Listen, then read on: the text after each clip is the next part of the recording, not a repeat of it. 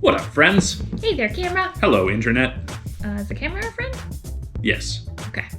we're bumbling tourists. And today we're continuing our series about talking about our trips that we've been on. Reminisce. Yeah. That's the What word is we he like doing? to It throw looks at like it. he's gonna throw a hairball up. Yeah.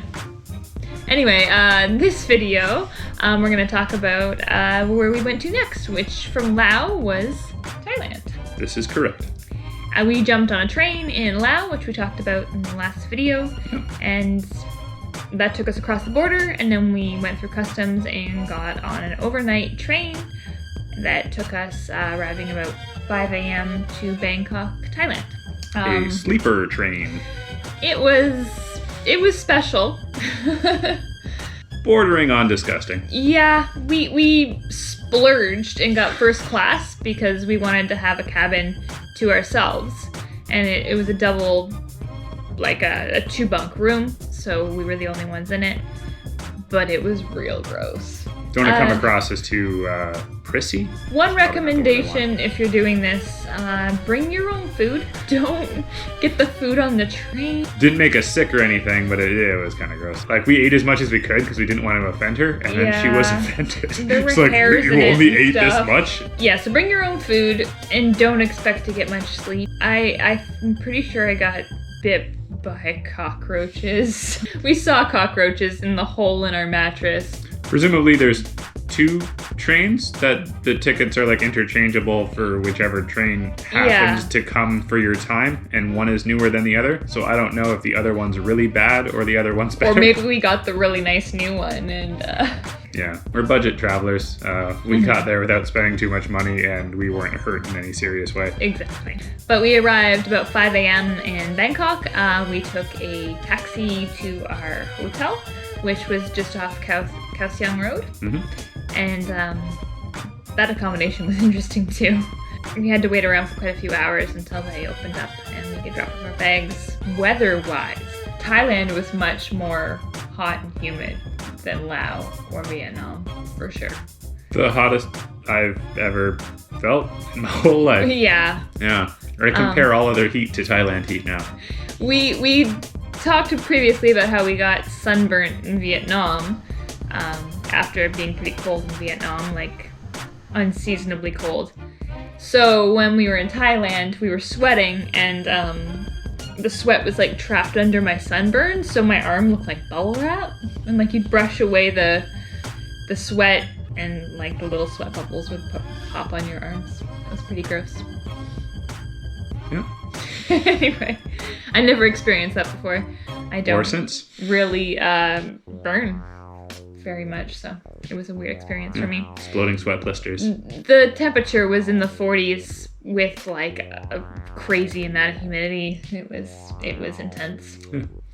But talking about Bangkok itself, it's the first time you'd ever been to Thailand. True. What do we do in Thailand? I enjoyed it overall.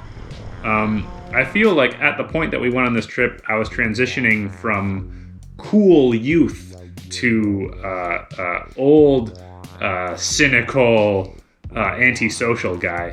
And I guess I just missed the appropriate age to fully enjoy Khao San Road. Yeah, I went to Bangkok in 2011.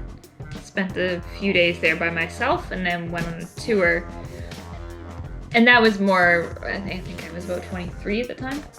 But that was more of like the prime time, I think, for enjoying the vibe of Khao San Road. Even then, I'm an old person at heart, so I think I was probably too old for it even when I was 23. So I was certainly too old for it at this point. Yeah. But it still was enjoyable. Thank you. Yeah. Thank you.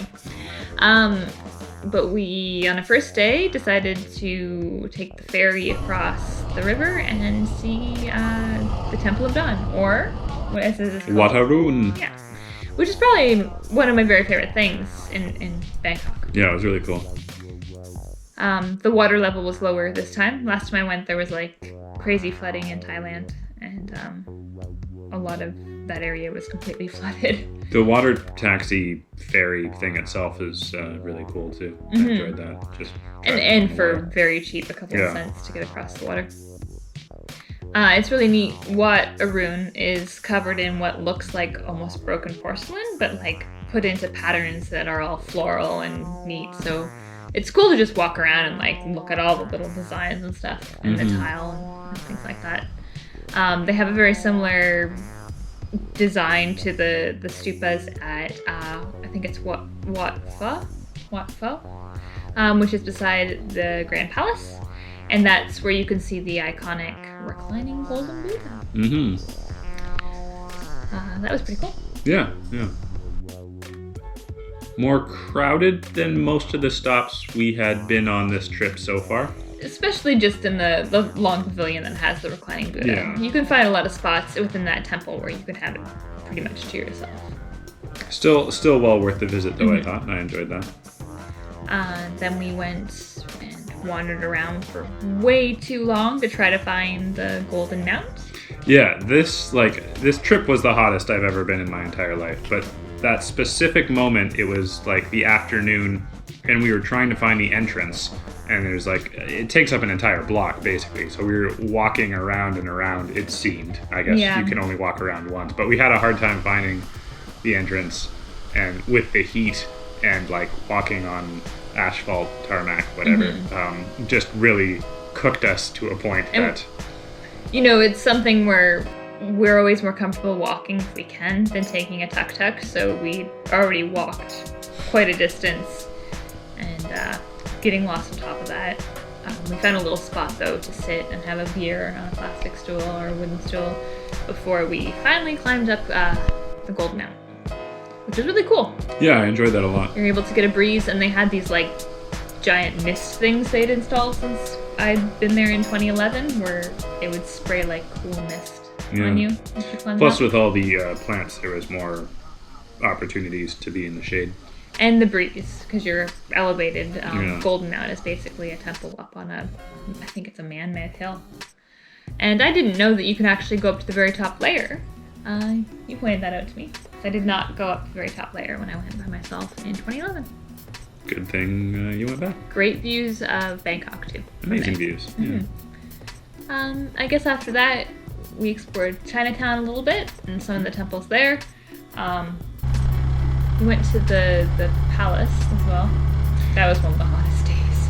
Yeah, this really, ahead of time, we had heard about how many scammy folk there are, and it was funny to watch it play out in real life over and over again, where seemingly a very friendly stranger will strike up a conversation with you, ask where you're from, just chat away. They don't seem to have any business. They're just like, oh yeah, this and that. Oh, it's good to meet you. Oh, I'm from here. I've never been there. Like, 15 minutes of conversing with the stranger without a hint of any business on the menu. And then, oh, you want to go to that place? That's closed. You should... It's always about the palace. Yeah. The palace is closed today. Didn't you know the palace is closed today? It's a holiday. It's closed. As far as I know, the palace has been closed one day in the past decade, and it was when the king passed away and there was actually state mourning. So do not listen to anybody, no matter how well-intentioned they seem. It is not closed. Yeah. And as much as you'd want to believe that someone's chatting with you because they're friendly, there is a very strong chance that after 20 minutes, the guy will let you know that he can give you a tour or give you a ride. Instead of going to the palace, because it's closed today. Yeah. But the palace itself is really cool. It's the most expensive attraction, I think, in Bangkok.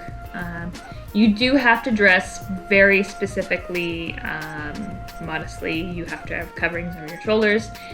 You have to wear full leg coverings as well, and you cannot wear those yoga pants essentially, or tights or anything like that. Those are not okay. Nothing that's super tight or revealing. When we were in the line, a girl had a sweater or a shirt or something tied around her waist, and before they let her in, they were lifting that up, being making sure. See how revealing her rear was. That better not be up your crack, madam. But the only pants you had, full-length pants, were jeans, so it was almost 50 degrees, 100% humidity, and you were walking around in heavy jeans, just melting. That's how you do it.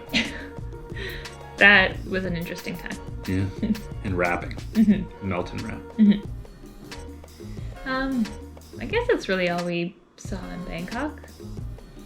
Yeah, outside of just bar/restaurant hopping, taking in the madness of Khao San Road. As much as I say I'm too old for it, it was still sort of fun to dabble with. We didn't stay out super late. No. But yeah, you'll sit and have beers, and people will offer you tuk-tuks and have weird sex things listed on their tuk-tuk. Yeah, you hear a lot of tuk-tuk, bum bum, ping pong. Yeah, and then that cloned old lady that comes up to you 700 times. There's many of them, with and a frog. Yeah, and they all have the same crap. They're Wooden selling. frog. Which, like, sure, get a souvenir, that's neat. But, like, you're going to encounter that 100 times a second. You need to see beyond Bangkok to actually see Thailand. So Yeah. I would love to go back and bring you to places that are not just Bangkok. It's a great branching off point, but just to see Bangkok is not to see Thailand at all. It's a thing as a tourist, I feel that I complain about a lot.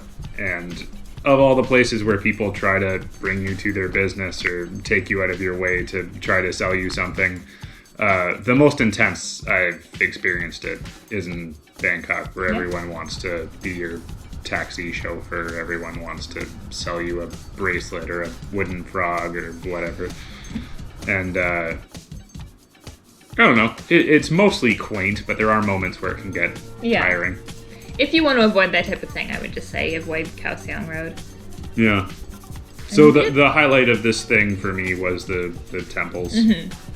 Beautiful buildings, beautiful views.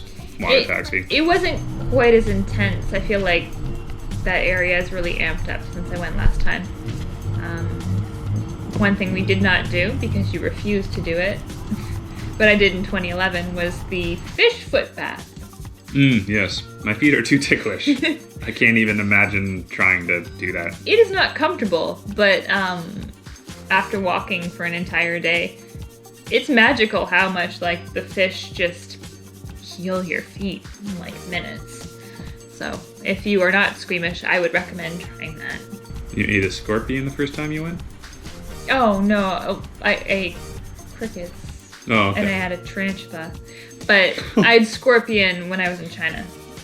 You can eat scorpion in Bangkok as well if you'd like. They didn't look new. Like the way they were walking didn't. around with like trays of scorpions. Like, how the This fuck is a recommendation. If you're going to try scorpion, try a very fresh scorpion. But not a living one because you might die. Yeah. They're actually fairly delicious. We did get some crickets, and I was more grossed Yeah. out than I thought it would be. It just tastes like chips, but just the mental hurdle of I don't do well with insects and things, so the idea of eating one was a bit of a push for me. I won't eat meat, but I love me some crickets. So let us know. Have you been to Thailand? Would you like to go to Thailand? What cities would you like to see? So far, I've just been to Chiang Mai, and Bangkok. Just Bangkok for me. But I'd love to go back and see more of the south and slightly more rural areas. Anyway, thanks for watching there, camera. Yeah, cheers. If you enjoyed the video, we'd appreciate it if you click the like button. Yeah. Do you like this type of like reminiscing series? Should we keep going? Because we got lots of trips we can talk about. Flashback corner? Yeah. Let us know. Yeah. Thanks so much for watching as always. Yeah. And tell your friends to subscribe. Tell them all about it. Okay. It's enough begging. Subscribe if you want.